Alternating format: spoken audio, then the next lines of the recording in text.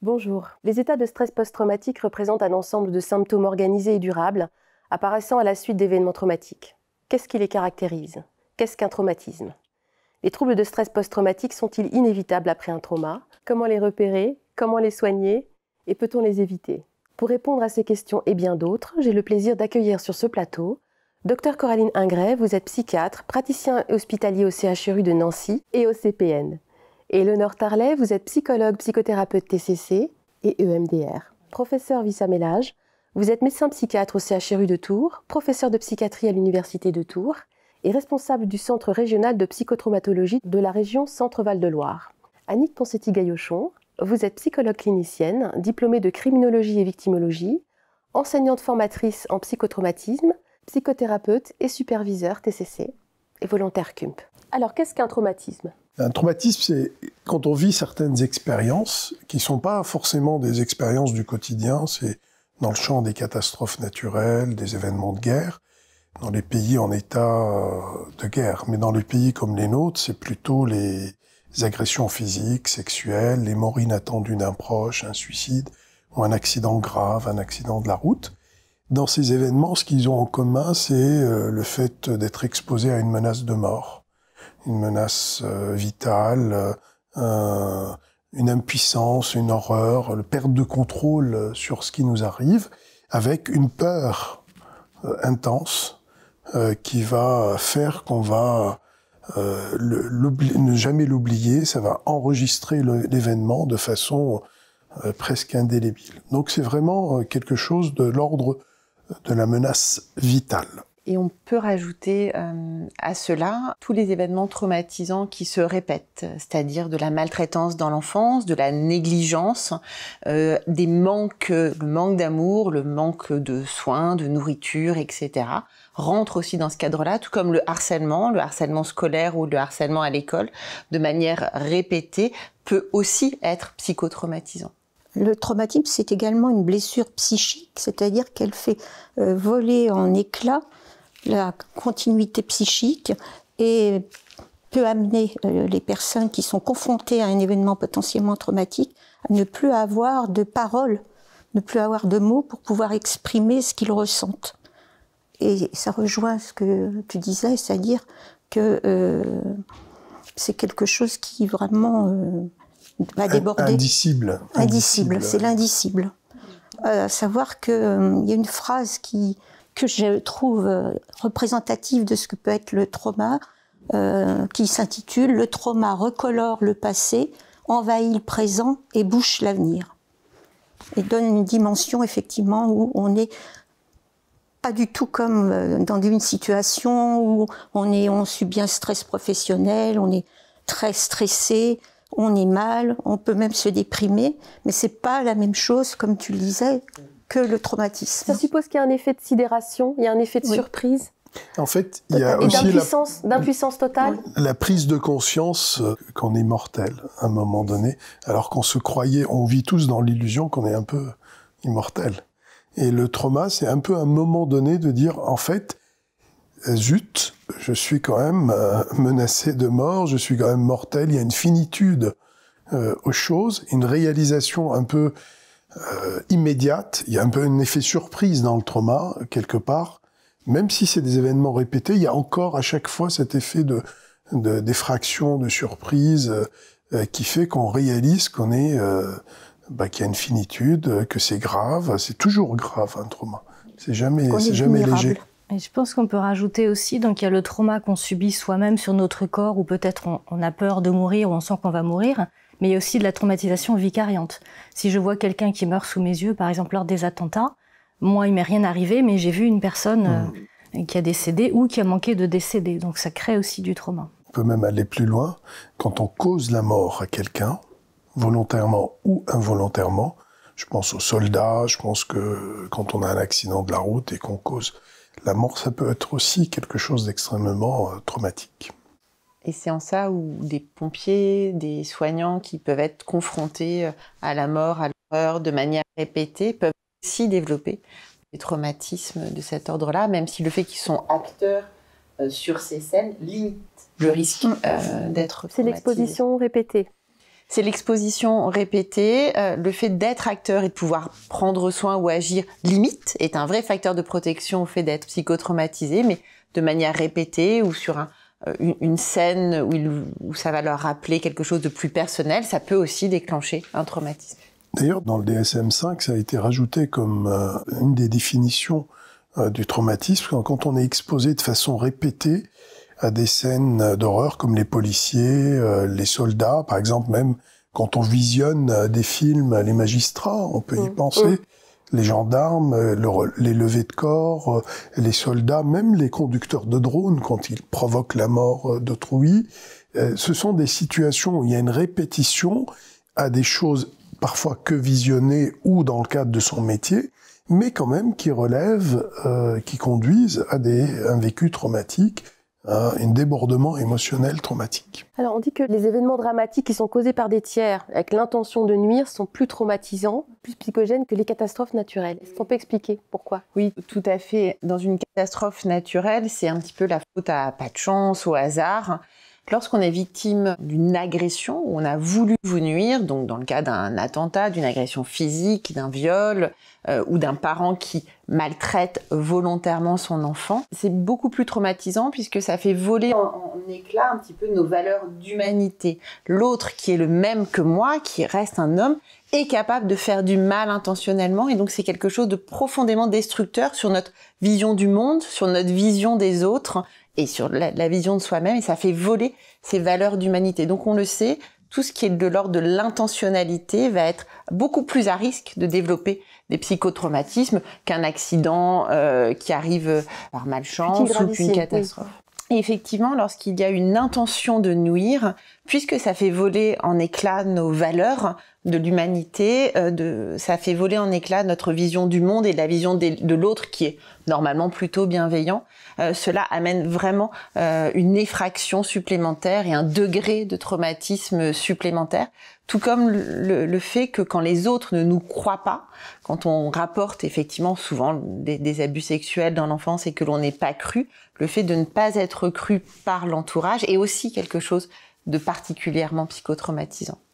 Il y a aussi le fait dans la même continuité d'idées, c'est-à-dire qu'on est un sous-homme à un moment donné ou une sous-femme, quand l'autre nous dénigre au point où on devient une chose. On est traité comme une chose et non plus traité avec la dignité humaine que cela nécessite. Donc il y a quelque chose vraiment d'extrêmement blessant sur le plan narcissique, sur le plan de l'être, être dans le monde au sens presque phénoménologique du terme. Et c'est vrai que quand il y a l'intention de l'autre de me faire du mal ou la perversité de l'autre peut me générer ce qu'on appelle la colonisation par l'agresseur, et ça peut créer chez nous des parties qui s'identifient à l'agresseur. Donc par exemple des phobies d'impulsion. Donc ça crée aussi du trauma quand l'autre a l'intention ou qu'on sent cette perversion, ce désir malsain. On peut aussi être colonisé, contaminé par cette intention qui crée du trauma. Je pense aussi, dans le cadre des violences subies par les enfants, le fait que ce soit quelqu'un proche ou un membre de la famille qui est censé protéger l'enfant et qui, là, pour le coup, est l'agresseur. Et donc, là, ça crée un vrai problème, enfin un vrai... C'est-à-dire qu'un événement traumatisant va faire effraction et dissociant, en fait, psychiquement dissociant. Et si l'entourage ne vient pas remettre de la réassociation, et ben ça fait double peine, en fait. Ça renforce la dissociation. Dans chaque traumatisme, on sait que le facteur protecteur majeur, c'est le soutien interpersonnel, c'est le soutien humain. Et donc, dans l'agression interhumaine ou interpersonnelle, c'est même impossible, en tout cas dans l'immédiateté, puisque au lieu du soutien, on est même agressé par l'autre. Alors d'autant plus si on est enfant, en situation de dépendance, à une autorité qui switch du coup entre le bien et le mal, et il y a une confusion qui se crée. Au-delà même de la dissociation dans la signification des choses. Qu'est-ce que ça veut dire quand la personne que j'admire le plus, la personne que j'aime le plus, qui est censée me protéger, me fait subir des repères. Voilà, me fait subir des choses qui sont de l'ordre de l'horreur ou de la menace vitale. Donc et de manière répétée. Et de manière répétée. Mais on peut vivre un événement traumatisant sans pour autant développer un psychotraumatisme. Est-ce qu'on peut décrire qu'est-ce qu'est une réaction, entre guillemets, normale, ordinaire, par rapport à un événement traumatisant qui ne va pas forcément générer de psychotraumatisme? Je ne sais pas si ça a du sens de poser les choses comme ça, pour après pouvoir décrire les symptômes cliniques en fait, du psychotraumatisme. Alors, lors d'un événement traumatique, on a régulièrement une réaction de stress aigu. Il est normal, il y a eu une activation du système d'accélération, du système adrénergique. On a pu effectivement avoir son corps qui se mettait en position de se battre ou de fuir, et s'il ne pouvait pas, de se figer, c'est donc la dissociation. Et donc, suite à ça, il est normal d'avoir une accélération cardiaque. On peut avoir une perception du monde un peu bizarre, un sentiment de déréalisation, de dépersonnalisation. On peut être extrêmement hyper vigilant pendant quelques heures, pendant quelques jours, et avoir des troubles du sommeil, des troubles de la concentration. C'est ce qu'on appelle l'état de stress aigu, qui est tout à fait normal. Si par contre cet état se met à perdurer, que les symptômes durent plus d'un mois, c'est là où on parle de troubles de stress post-traumatique. Et bien heureusement, alors je crois que suite à un événement potentiellement psychotraumatisant, en moyenne, uniquement 10 à 20% vont développer un trouble de stress post-traumatique, mais ça dépend de l'événement. C'est ce qu'on disait tout à l'heure. En fait, on ne sait pas qui va développer un stress post-traumatique ou un traumatisme. C'est-à-dire, on a des vulnérabilités cachées, mais on a des résiliences, des ressources cachées qui dépendent bien entendu de tout ce qu'on a vécu auparavant, de nos assises un peu narcissiques dans l'enfance, de la bienveillance dans laquelle on a baigné, qui vont nous donner ces outils-là. Mais on ne sait quand même pas si, face à un traumatisme donné, si ça ne va pas déclencher quand même une réaction traumatique. Parce qu'il y a des choses biologiques dont on ignore notre vulnérabilité. Il y a des choses dans l'histoire personnelle. Il y a des traumatismes antérieurs. Et puis, il y a aussi le caractère anxieux des gens.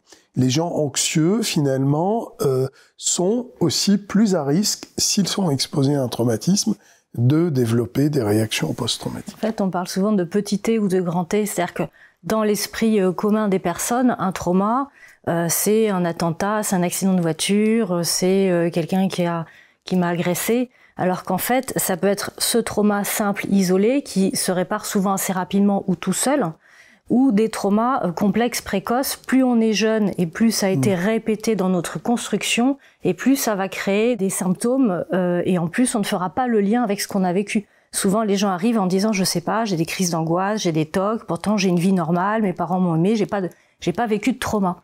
Et donc je pense que c'est vraiment important de faire la distinction.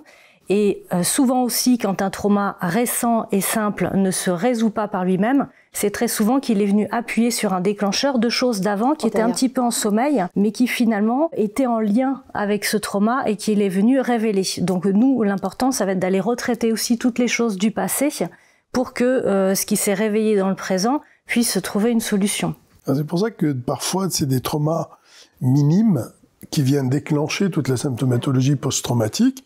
On peut être étonné, mais en fait, parce que cela fait écho. C'est ça, pour ça qu'il y a une très grande variabilité de réaction d'une personne à l'autre face à un même événement.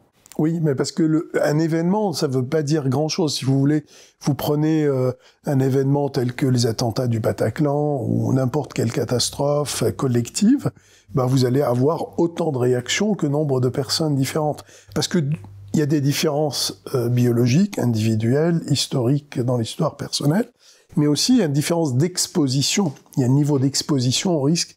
C'est pas le même si vous étiez tout en bas devant la Seine au Bataclan ou si vous étiez en plein milieu. Vous voyez, il y a un niveau d'exposition au traumatisme qui est différent, et on sait que la sévérité, l'intensité, le sentiment de perte de contrôle au moment de l'événement sont des grands prédicteurs de la dissociation, des réactions post-traumatiques. Un prédicteur. Finalement, un psychotraumatisme, ce sont des manifestations cliniques ordinaires qui se poursuivent au-delà d'un mois. Mais alors, est-ce qu'il faut commencer par expliquer ce que c'est que la dissociation, le phénomène de base, le phénomène initial. Et c'est d'autant plus important qu'il y a un certain nombre de psychologues qui nient son existence aujourd'hui. Il y a des gens qui... J'aimerais définir un petit truc avant d'aller plus loin. De dire le traumatisme, aussi, il faut le comprendre comme une peur qui ne s'arrête plus. C'est une peur qui ne s'éteint plus. C'est comme si vous allumez un incendie suite à un événement et que cet incendie qui naturellement devrait se rééteindre, tel que quand on vit des choses, des stress de la vie de tous les jours, il y a un petit incendie qui se rééteint, qu'on gère, qu'on contrôle. Un traumatisme, c'est aussi un incendie qui ne s'éteint pas. C'est une peur qui ne s'éteint plus. C'est une blessure qui ne cicatrise pas. On est constamment dans l'instant présent de la catastrophe. Est-ce qu'on peut expliquer le mécanisme initial qui va créer ça? L'événement en soi n'est pas traumatisant. C'est bien la façon dont on le reçoit, l'impact que ça a sur nous, qui fait qu'il devient potentiellement psychotraumatisant ou qu'il est psychotraumatisant. Par exemple, dans la justice française, on considère qu'un attouchement est moins grave qu'un viol. Pour autant, certaines personnes peuvent être véritablement psychotraumatisées par un attouchement et ne pas l'être par un viol, aussi étonnant que cela puisse paraître. Donc il faut vraiment faire attention à ce genre de choses et la gravité ne se gère pas par la gravité légale, oui. Typiquement. On pourrait dire que finalement, ce qui est traumatisant, c'est ce qu'il l'est pour le sujet, indépendamment de toute c'est une réaction inadaptée, mais oui. qui a un sens, qui a peut-être un sens de protection au moment où ça arrive. En fait, c'est quelque chose qui résulte de l'effet de sidération, de la surprise et de la détresse. Je pense qu'il faut expliquer important de revenir sur les 3 F. En fait, on a une réaction génétiquement programmée. Donc, quand on est face à une situation qui nous met en danger, on va avoir cette activation de stress, cette réaction d'alarme qui va un petit peu, au niveau de notre amygdale, au niveau du cerveau limbique, des cerveaux archaïques, cerveau reptilien, cerveau limbique, va s'activer pour générer en circuit court une réaction d'adrénaline, de cortisol, qui va augmenter notre rythme cardiaque, la pression sanguine, le souffle, en fait, qui va nous préparer soit à la lutte, soit à la fuite. Donc, en anglais, c'est facile à retenir, ça fait les 3 F. Fight, fly, ou alors le 3e, ça va être frozen. Donc le 3e n'arrive que si on ne peut ni fly ni fight.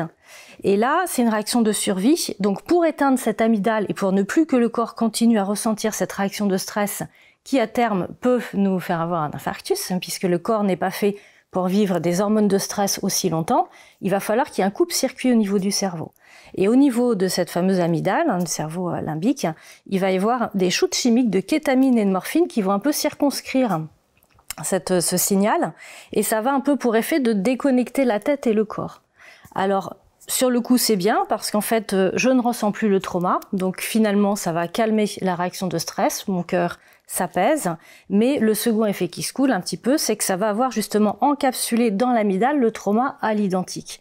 Et c'est ça qui va créer cette fameuse dissociation ou amnésie traumatique, dissociation traumatique, péritraumatique. Donc le trauma vient de là, en fait. Effet de dépersonnalisation, les gens ont l'impression qu'ils sont plus dans leur corps, ils sont plus présents à ce qui est en train d'arriver, ils voient la scène de très loin. Il y a une anesthésie émotionnelle et physique, en fait, de ce qui se passe. Oui, c'est exactement ça. La dépersonnalisation, la déréalisation, l'anesthésie physique et émotionnelle, et ce qui amène ces états de sidération. Donc, typiquement, c'est très utile. Vous êtes au Bataclan, les Kalachnikov commencent à arroser. Être frisé et faire le mort, c'est une réaction de survie très utile qu'on retrouve dans le monde animal de manière habituelle, par exemple chez l'opossum, qui devient extrêmement fixe comme s'il était mort et donc qui n'est plus du tout attractif pour son prédateur. Cette réaction de freeze, on la retrouve aussi beaucoup dans les agressions sexuelles. Dans une agression sexuelle, dans un viol, très rapidement, la personne peut ressentir qu'elle ne peut pas fuir, qu'elle ne peut pas se battre, et à ce moment-là, elle se fige. Elle ne peut plus crier, elle ne peut plus parler, elle peut ressentir complètement une anesthésie et donc elle ne ressent plus la douleur qui lui est imposée. C'est très utile, c'est un mécanisme de survie qui permet aussi quelque part que l'agresseur ne soit pas dans une montée de la violence, puisque la victime de toute façon ne réagit plus et se laisse faire. Et vous me voyez venir, évidemment la difficulté qui va en découler, c'est que la victime va se dire « je ne me suis pas défendue », coupable, que les policiers vont peut-être renvoyer sur cette notion-là, et qu'effectivement ça va être un facteur de culpabilité, et à nous de lui expliquer ce qui se passe dans le cerveau, comme l'a très bien expliqué Éléonore, et que tout cela avait un mécanisme et une utilité de survie, et que finalement ça l'a protégée quelque part, pour qu'elle comprenne et qu'on puisse travailler après sur cette culpabilité. C'est ce qui explique que certaines personnes peuvent relater des faits abominables, des enfants ou des personnes plus adultes, et d'une manière complètement détachée, comme s'ils n'étaient pas concernés, comme s'ils racontaient sans émotion une BD particulière. sans émotion. Et du coup, ça suscite une incompréhension complète, potentiellement, de la part des gens qui vont écouter et qui vont pas les croire, en fait, parce que, ou qui vont croire que ça leur a pas fait de mal. Ils ont vécu des choses, mais finalement, il n'y a pas eu de traumatisme puisqu'ils sont complètement détachés. C'est l'incroyable effet de la dissociation qui est à la fois aussi protecteur, surprenant et utile, et à la fois qui amène tout un tas d'incompréhension par l'entourage et par le sujet lui-même. Et même les agresseurs, hein, parce qu'on a vu à certains procès des jeunes où il y avait eu des tournantes qui disaient mais de toute façon elle était d'accord, hein, c'était une poupée de chiffon à se laisser faire. Et c'est très culpabilisant, puisque finalement, les personnes victimes elles-mêmes se posent la question, pourquoi n'ai-je pas réagi? J'aurais dû réagir. Il y a une certaine honte d'une réaction qui est complètement automatique. C'est-à-dire, on ne contrôle pas, on ne sait pas face à un danger vital de cette intensité-là, comment on réagirait chacun de nous. Et c'est très culpabilisant dans le sens où ils disent mais d'habitude je suis battant, je suis battante, et là j'étais complètement sidéré. Donc cette sidération peut avoir vraiment un effet très culpabilisant et qui referme la personne dans un certain silence, de pas oser en parler en disant mais si je n'ai pas pu réagir, est-ce que j'étais vraiment non consentante? Ça met un doute presque à l'échelle individuelle qui est assez difficile. J'ai mentalisé après coup des schémas qui étaient en fait automatiques. Exactement. Alors que probablement s'ils avaient agi, justement ils seraient morts. Exactement, et donc c'est tout ça qu'il faut réexpliquer. Un mécanisme de défense en même temps qu'un prédicteur éventuellement du trouble de stress post-traumatique en fait. Tout à fait, c'est pathognomonique en fait, c'est la signature qu'il y a eu dissociation. Exactement. Une personne qui en parle de façon désaffectée, on devrait justement, ça devrait nous mettre la puce à l'oreille en disant « Ah, si la personne en parle de façon aussi simple, aussi naturelle, c'est sans doute qu'il y a un trauma derrière, qu'il y a eu dissociation. Il va falloir aller explorer. » Lors de violences sexuelles, que ce soit un viol ou d'autant plus lors d'abus sexuels répétés dans l'enfance, bien évidemment, la victime peut ressentir effectivement une forme de plaisir, voire ce qu'on appelle un orgasme avec un T. Qu'est-ce que cela signifie? Il signifie que lorsqu'on a une excitation des organes génitaux externes et du clitoris chez la petite fille ou chez la femme, il y a des réactions physiologiques qui peuvent effectivement avoir cette allure d'orgasme. Pourquoi l'on parle d'orgasme et pas d'orgasme? Parce que la différence est que dans un cas, on est dans une réaction purement physiologique et non contrôlée. Dans l'autre, on a la réaction physiologique avec le consentement, avec les émotions, avec la signification de plaisir que l'on met.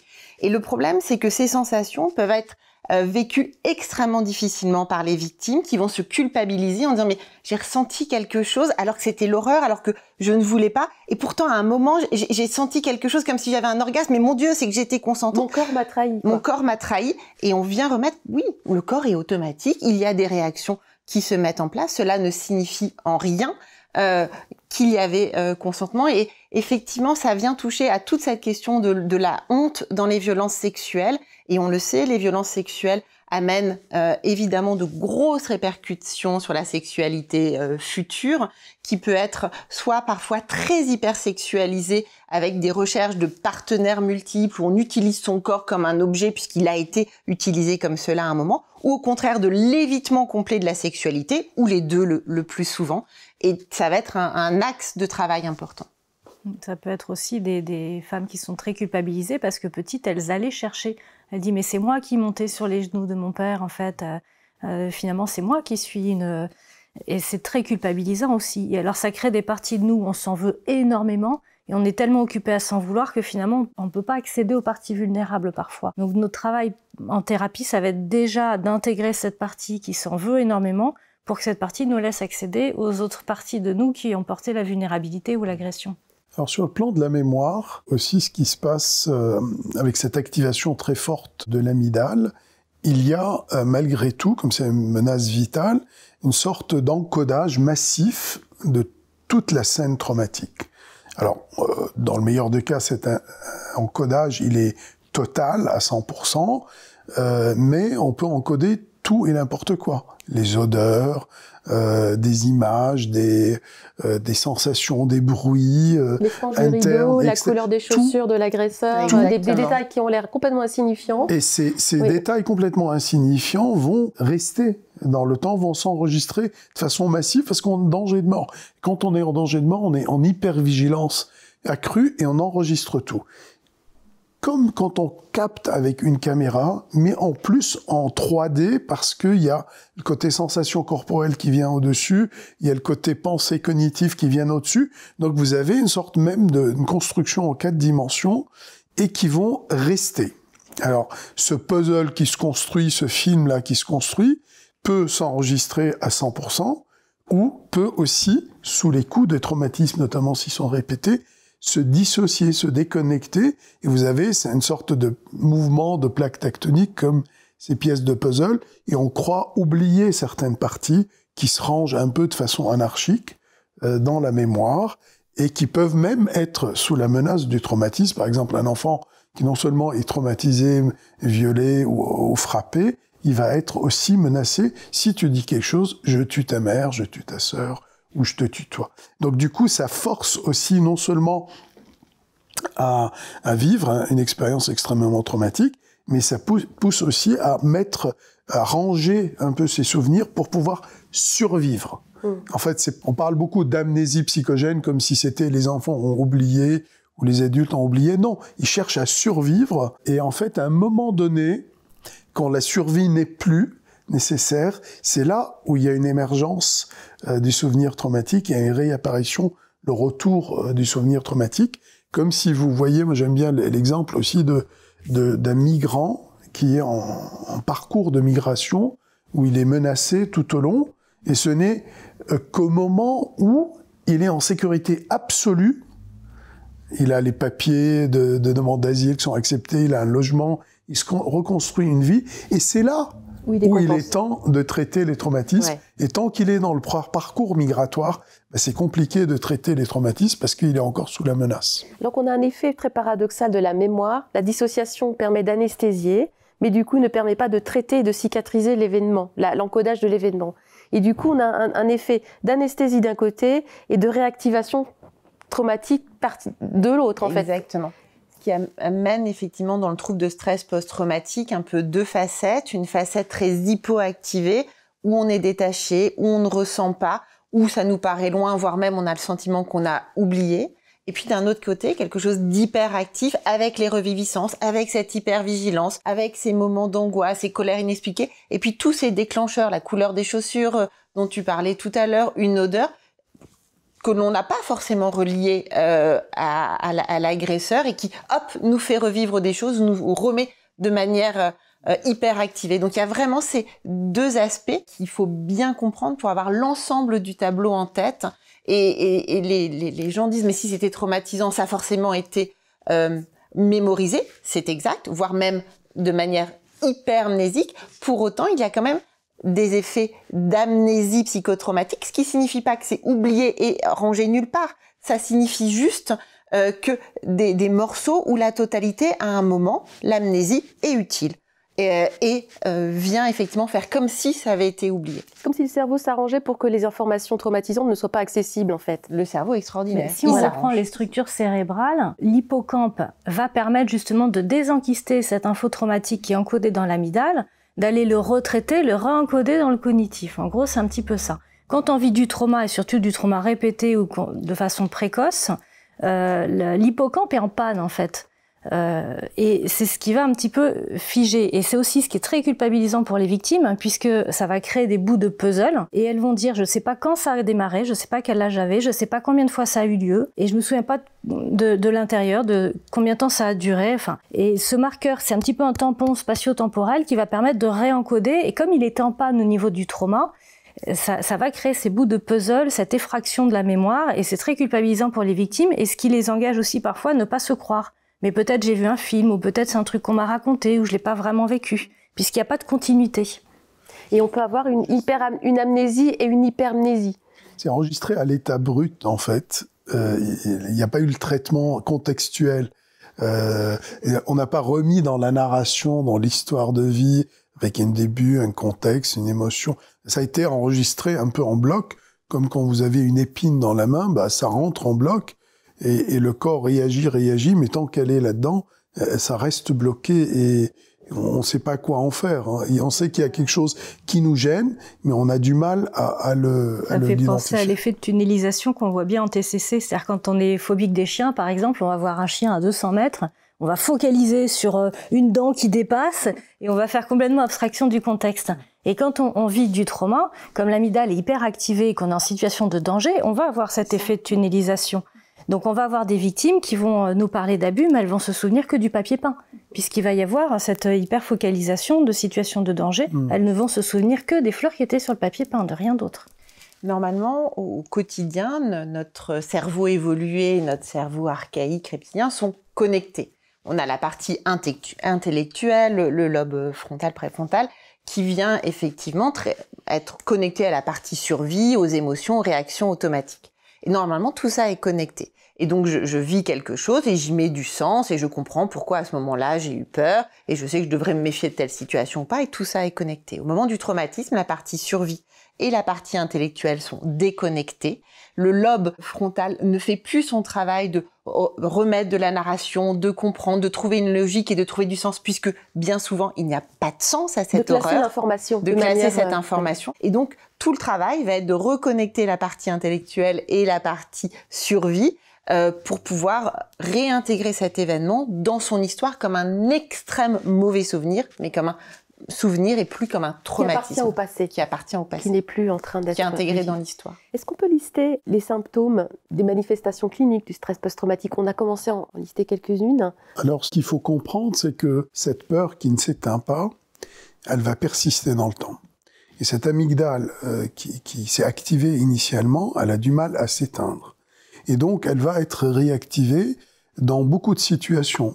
Comme on a dit, on a enregistré tout un tas d'informations, des odeurs. Et chaque fois qu'on hypervigilance permanente. À chaque fois qu'on rencontre des stimuli comme ça, bah, ça va recréer quoi? Des sensations de peur. Donc, vous allez avoir tout ce qui est la répétition, des souvenirs, des cauchemars, des flashs. Tout ce qui nous rappelle le traumatisme va créer cette répétition. Quand vous avez peur, vous allez éviter. Donc, vous avez de l'évitement de tout un tas de choses, un évitement d'en parler, de pensée, de relations, de connexions, de films, de sorties. Et cet évitement va, petit à petit, s'il n'est pas contré, se généraliser. C'est-à-dire, il va prendre la place. Au lieu que ça soit limité au traumatisme initial, il va se généraliser. Ça, c'est un mécanisme, il me semble, très très important de souligner, parce que pour vous, c'est l'évidence.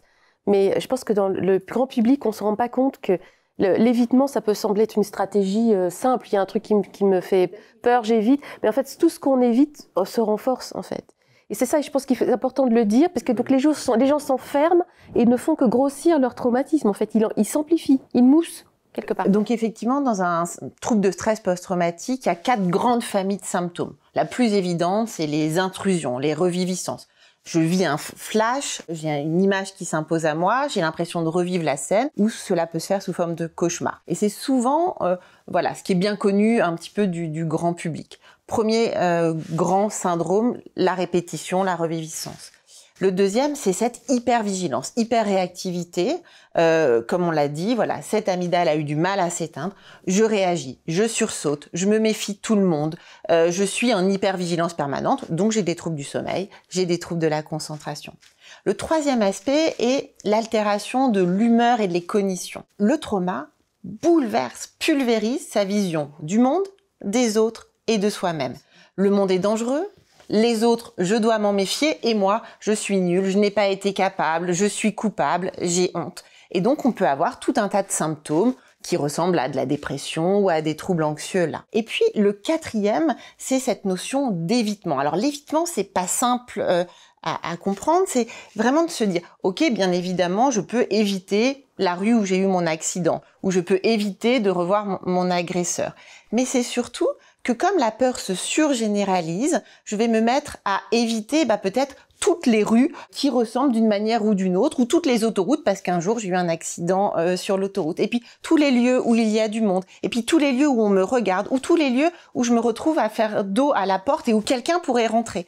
Et donc, je me retrouve petit à petit à ce que tout cela grignote et grignote ma vie et mes capacités de vivre normalement.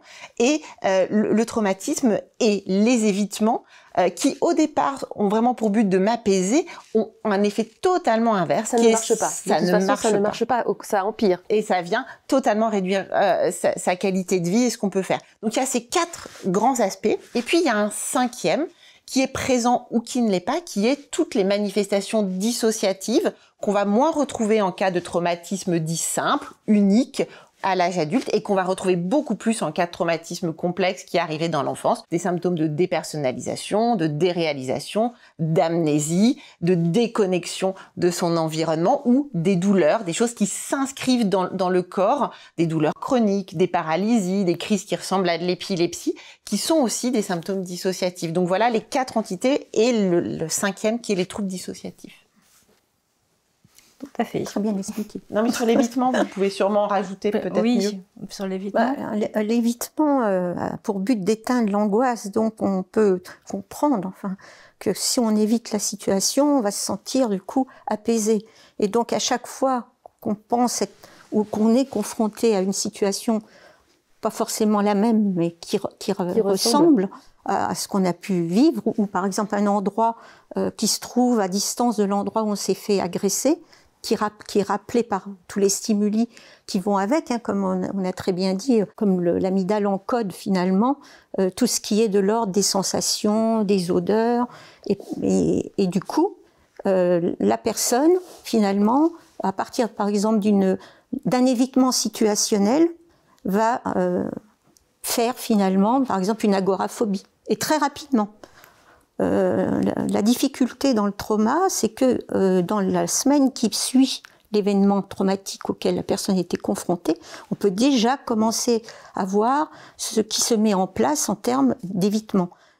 Aussi de cognition, comme tu l'as dit très bien, des cognitions, les pensées qui sont complètement perturbées, et si on n'évalue pas rapidement, d'où l'intérêt, quand on le peut, d'évaluer pendant le mois qui suit la confrontation à l'événement traumatique. On commence à évaluer, à repérer des symptômes qui potentiellement vont devenir problématiques par la suite pour le sujet. Et donc, c'est important finalement de pouvoir donner déjà des stratégies.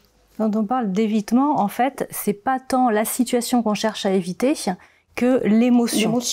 Donc c'est des évitements émotionnels, oui. Et tout ce qui est coping centré sur l'émotion, on dit en fait ça ne résout jamais le problème. Donc des évitements, ça peut être des évitements subtils aussi, alors soit éviter les lieux, mais ça peut être aussi prendre de l'alcool pour éviter de ressentir de l'angoisse. Pour s'anesthésier. Voilà. Pour s'anesthésier. Ou des benzodiazépines. Peut-être. Ou des TOC, c'est-à-dire que quand je ritualise, je m'apaise, je crée un sentiment de sécurité intérieure. Et à chaque fois, on a un effet à court terme, et un empirement, on aggrave le problème à moyen et long terme. Exactement. Quand on ne fait pas face à ce qui nous fait peur, la peur, on croit qu'on n'a pas été capable, qu'on n'est pas en capacité d'affronter cette peur. Donc on diminue notre confiance en soi-même, et la peur prend la place. Et chez les personnes victimes de traumatisme, il y a une sorte de confusion qui s'installe entre peur et danger. En fait, à chaque fois qu'il y a un rappel des situations qui ressemblent de près ou de loin à la situation traumatique initiale, les personnes se sentent émotionnellement activées, l'amygdale se réactive fortement, et se sentent en danger. Et donc, forcément, cela installe une sorte d'évitement.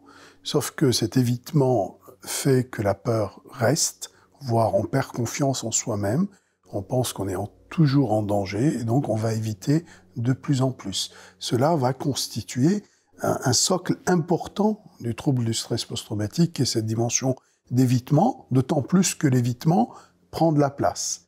Et cet évitement peut arriver très vite. D'ailleurs, on dit, c'est connu un peu par tout le monde, quand on fait une chute de cheval, il faut remonter le lendemain au cheval ou on remonte jamais.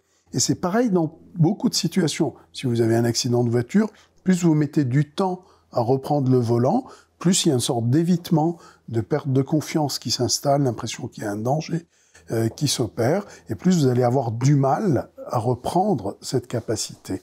Donc on parle de généralisation de la peur qui s'installe.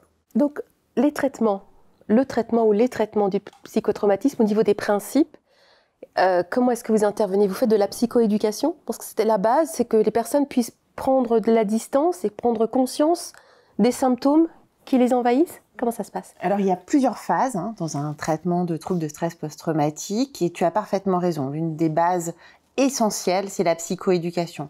C'est comprendre mes symptômes, comprendre qu'est-ce qu'est un traumatisme, comprendre mes symptômes pour leur donner du sens, pour ne pas se sentir fou et bizarre. Donc, c'est la psychoéducation. La psychoéducation peut se faire directement avec un psychologue, avec un psychiatre, peut se faire à travers des missions comme celle-ci, de littérature, Internet. On a effectivement écrit notre livre dans ce but-là pour donner des éléments de compréhension.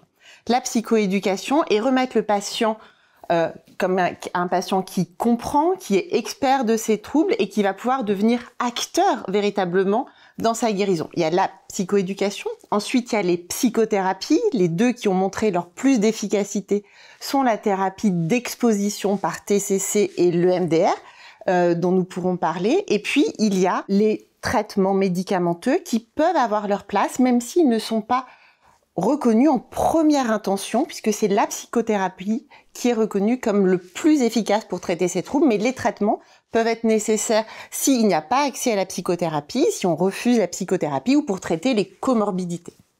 Oui, comprendre, c'est très important parce que ça donne les outils de reprendre le contrôle. Le traumatisme est en perte de contrôle sur ce qui nous est arrivé, et en plus il y a des symptômes qui arrivent qui nous augmentent cette perte de contrôle, et comprendre permet déjà d'accepter, de commencer à faire un premier travail. Et il est communément dans tous les pays reconnu que la première démarche, c'est une démarche de psychothérapie. Mais dans la pratique, il y a des difficultés à accéder à des psychothérapeutes formés, des psychothérapeutes de qualité, ou bien le coût que cela peut engendrer.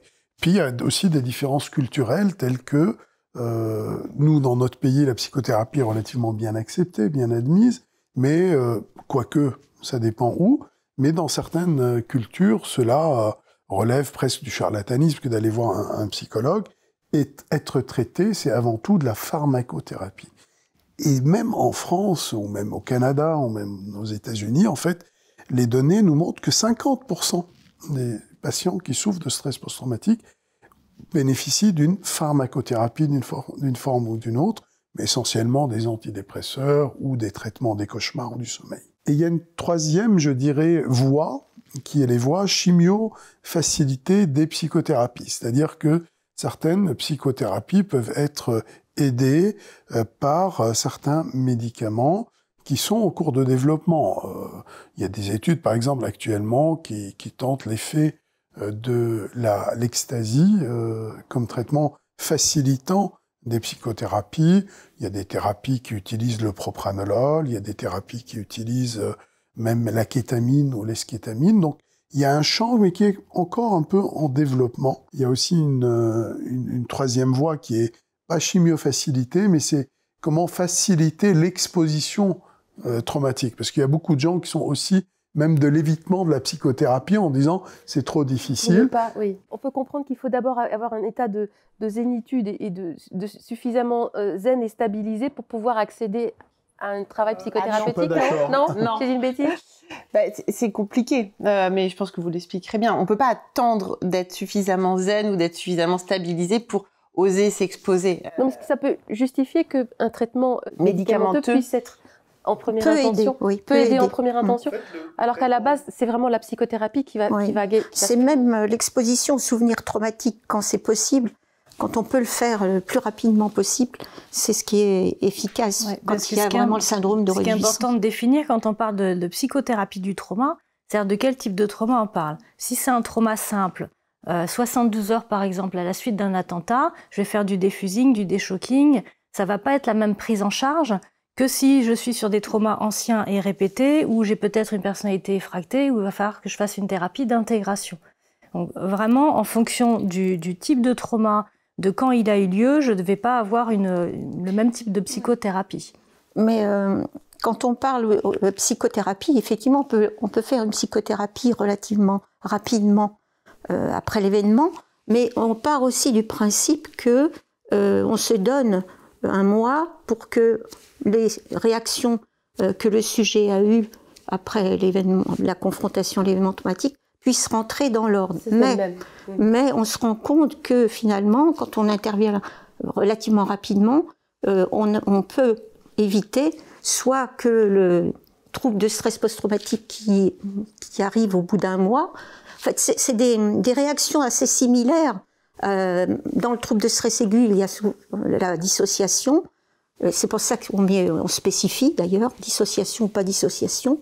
Et on retrouve les réactions qu'on a observées dans le trouble de stress aigu dans le TSPT. Alors tout dépend si on arrive à voir la personne dans ce premier mois et déjà évaluer, voir s'il y a besoin de mettre en place une thérapie déjà centrée sur la réévocation du souvenir traumatique. On peut le faire assez rapidement. Le MDR, d'ailleurs, tu t'en parleras mieux que moi, a des protocoles post-immédiat.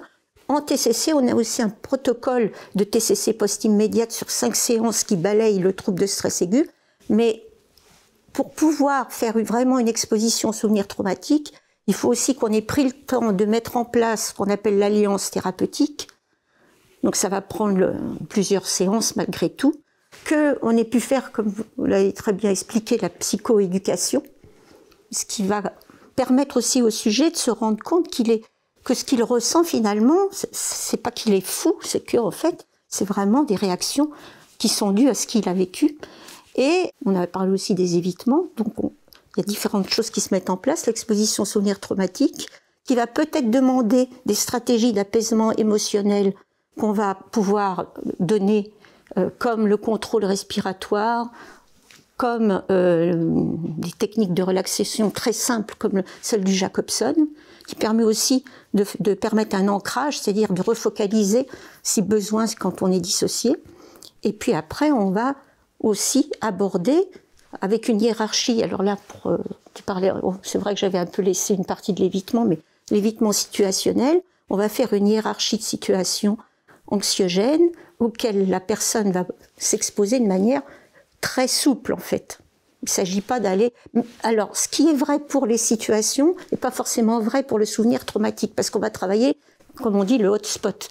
Donc il faut aussi pouvoir mettre ça en place, et donc ça demande un petit peu de temps malgré tout. Par petites touches. Voilà, il ne faudrait pas penser que subitement...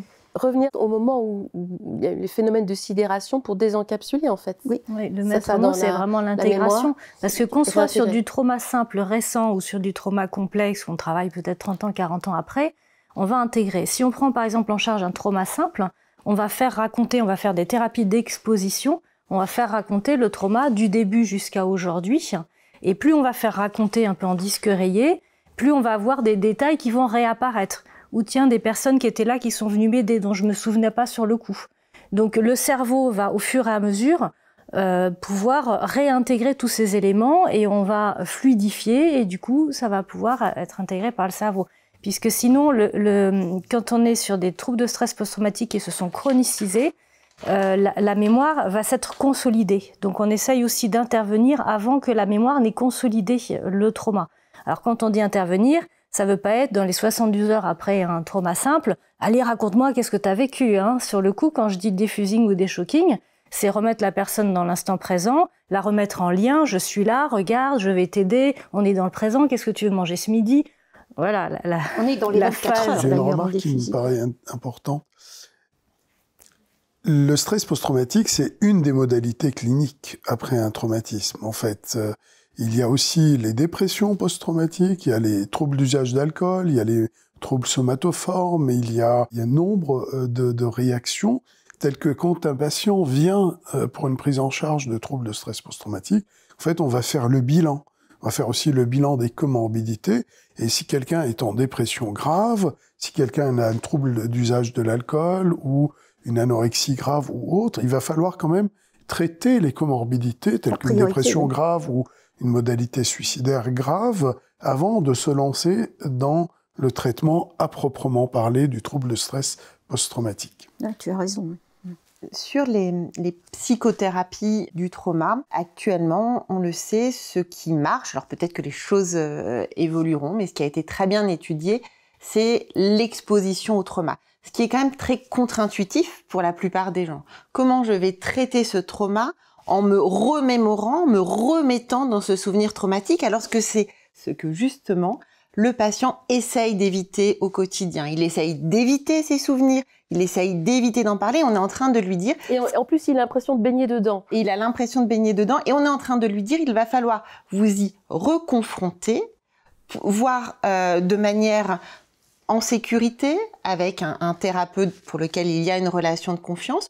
On va aussi utiliser quelque part la dissociation, où vous êtes ici et maintenant avec un thérapeute dans lequel vous sentez en sécurité, et on va revivre ensemble, que ce soit en exposition TCC, avec des mouvements oculaires en EMDR, en IMO, en hypnothérapie. On va aller revisiter ce souvenir avec pour but de l'intégrer, de l'enrichir en détail, de diminuer la charge émotionnelle. Mais tout le principe et tout ce qu'il va falloir expliquer aux patients, c'est qu'on se réexpose à cet événement traumatique, et cela va permettre l'intégration.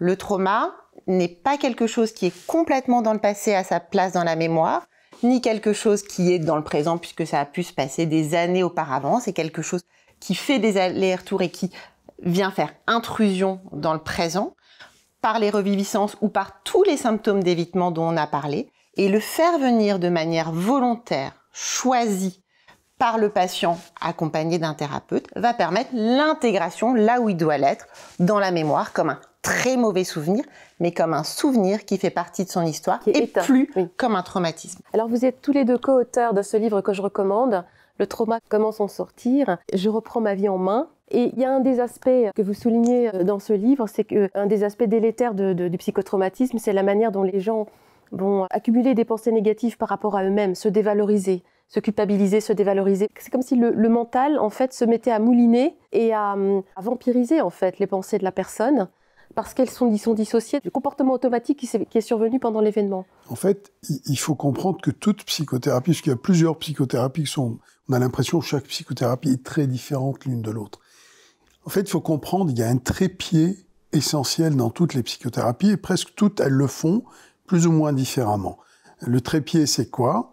C'est le premier, c'est l'exposition. C'est-à-dire, aucune psychothérapie ne peut être efficace dans le traumatisme s'il n'y a pas réexposition aux souvenirs traumatiques, de manière sécurisée, un environnement bienveillant, ainsi de suite.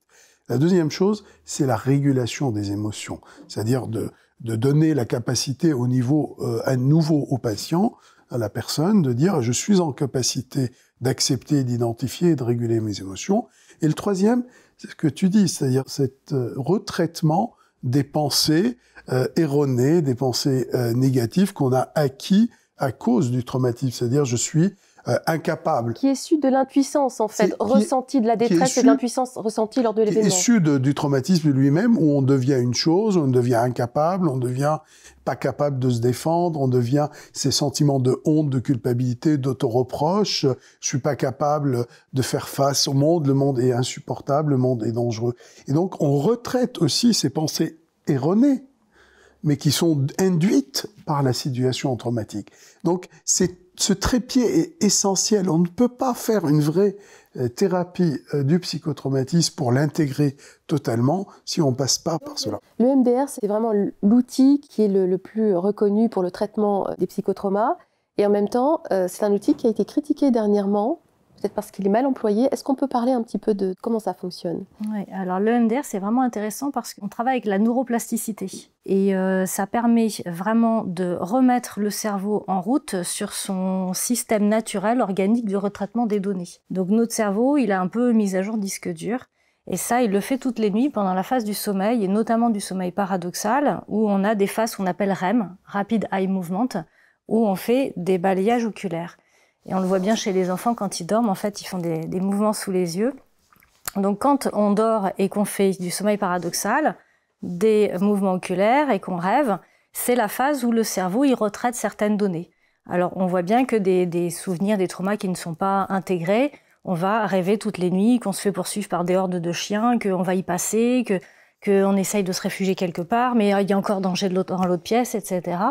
Donc l'habillage, on va dire, c'est un petit peu comme au théâtre, ça va être du costume, mais dans le contenu, dans les émotions, les cognitions, ça va être des choses que le cerveau essaye d'intégrer. Donc en fait, il reboot, il y retourne à chaque fois. Et en EMDR, on va remettre en route en fait ce process. En fait, ça paraît assez simple, on va remettre en route les mouvements oculaires. Alors pas que, puisqu'il y a vraiment des protocoles et il faut vraiment que ce soit c'est de l'exposition au trauma et aux émotions voilà. traumatiques. Mais évidemment, dans un cadre très particulier, c'est pas juste. Hein, les gens disent oui, c'est simple, on fait des mouvements oculaires. Non, warning, attention, c'est vraiment beaucoup plus complexe. Et c'est pour ça que l'accréditation est un peu compliquée, est exigeante, et c'est bien normal puisqu'il faut vraiment pratiquer dans les règles de l'art et notamment avoir bien intégré le modèle que sous-tend le EMDR, qui est le modèle TAI, qui veut dire traitement adaptatif de l'information. Donc en fait, en EMDR, la personne arrive avec des symptômes ou des choses qui lui posent problème, on travaille sur sa problématique dans l'ici et maintenant, et on va créer un plan de ciblage où on va un peu tirer les fils pour aller voir tous les événements qui sous-tendent ces symptômes actuels. Et on va commencer souvent par le plus ancien. Alors je dis souvent, puisque quand on est dans des traumas complexes, on va plutôt faire des protocoles inversés. Donc voilà, donc le MDR permet vraiment d'aller de façon ciblée un petit peu, d'aller remettre en route le process. C'est comme si on disait au cerveau, bon, t'as pas fini ton job là-dessus, allez hop, on va y bosser et on remet en route dans un espace sécurisé avec une bonne alliance thérapeutique et dans une fenêtre d'autolérance. Et ça suppose une bonne alliance thérapeutique et d'y aller tout doucement. C'est un travail d'orfèvre. Exactement. Il y a des gens qui ont pu décompenser ou précipiter des problématiques parce qu'ils allaient trop vite, en fait, parce que c'est un outil qui peut être mal employé. Tout à fait, c'est très puissant et c'est pour ça qu'il faut vraiment qu'on se sente à l'aise avec son thérapeute et qu'on sente qu'il maîtrise. Et si c'est des traumas complexes, précoces, donc là, ça va être un travail encore un peu différent. C'est souvent pas le protocole de base, donc on est formé à des choses en plus que le protocole de base en EMDR, qui est une façon très spécifique de travailler. Alors après, si on est sur du trauma simple, évidemment, en 3 séances, on peut appliquer le protocole de base. Si on est sur du trauma précoce complexe, oui, on va travailler effectivement, comme on dit, du bout des doigts en EMDR.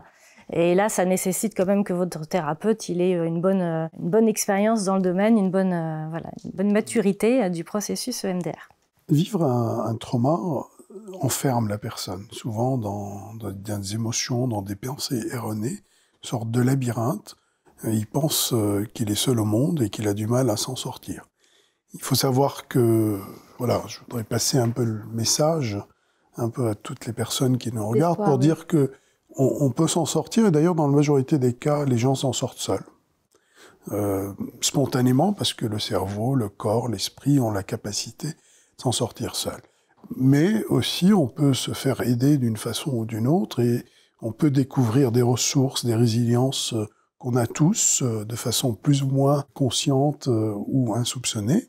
Et je dirais même plus loin, on peut arriver à transformer un peu l'essai, et on parle, nous, dans notre langage, de croissance post-traumatique. C'est-à-dire, au-delà de la résilience, c'est d'utiliser même ce qu'on a vécu pour en faire quelque chose de encore plus positif, quoi, de remettre du positif, du sens, de la valeur, là où le traumatisme vient faire un peu la terre brûlée. C'est vraiment cette image, on imagine une construction de Lego, ou une maison, ou une ville. Le traumatisme vient faire explosion, vient détruire. Et lorsqu'on est face à un champ de ruines, la reconstruction peut être encore plus belle, plus forte, plus aboutie que le modèle initial. C'est ça qu'on appelle la croissance post-traumatique. C'est évidemment pas une fin en soi. On ne demande pas à toutes les victimes qui ont vécu des traumatismes d'en sortir grandis et plus forts et de découvrir le monde de manière beaucoup plus belle, mais cela arrive. Parfois, la reconstruction a plus de sens et plus forte, et les gens ont parfois une vie qui finalement leur convient mieux ou dans lequel ils se reconnaissent plus après qu'avant le traumatisme. Il y a l'effet thérapeutique de redevenir acteur, de redevenir actif dans sa vie. Reprendre le contrôle sur sa vie. C'est vraiment...